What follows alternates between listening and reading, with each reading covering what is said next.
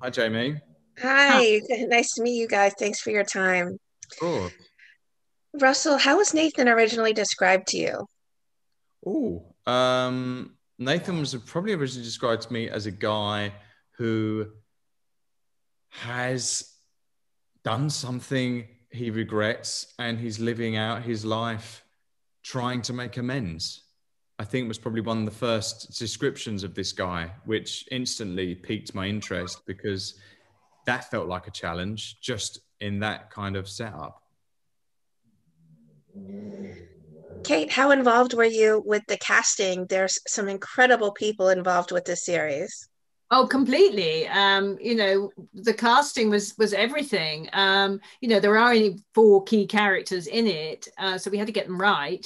And Russell was top of the. We were very, very lucky with Russell. He was top of the list, and he was, keen to do it. So we felt, well, that's done and dusted. But then it takes a while to get all the kind of right pieces in place around him. But very, very involved. I think what I would say about Nathan is that we always said that Nathan had to be someone the audience cared about. That was the most, and because he's, whether he has in the end actually done that bad thing or he's just hidden the bad thing that happened or whatever it was, that's the journey the audience go on to find out. But they have to both, I think, maybe believe he has done the very bad thing, but also be really hoping he hasn't because they want to protect him. And so it's the everyman quality that Russell has, and the fact that he's sort of moving towards national treasure status in the UK. He's got a face everybody loves and everybody knows, and it's sort of you want to protect him.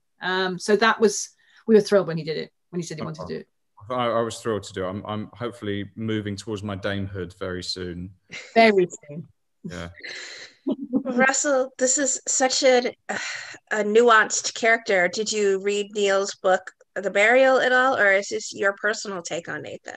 It's my personal take. I didn't read the book. I wanted to use the script because there was a difference between the book and the script. My parents read the book and they told me what the character was like, and that didn't feel like the same character as the script suddenly. So I wanted to use that as, to guide me. But all I could go on really is, you're driven by the dialogue and the characters, and what Neil Cross does so beautifully is write amazing dialogue and incredibly nuanced characters. Kate, this is a limited series. Could we maybe push it to an additional second season if we're lucky? Well, we do keep having the conversation, but I don't want to be too spoilery. But it is that there is a version in Neil Cross's head where he could spin it further on. But sometimes I think good things come in small packages, and it's a story, and it begins, middle, doesn't end. And you don't need to push it further sometimes. But Neil's got lots of twisted tales in his head. Let me tell you, definitely. Speaking of those twisted tales, I mean, this series is incredibly intense. Russell, how did you shake off a long day of being Nathan and filming this series?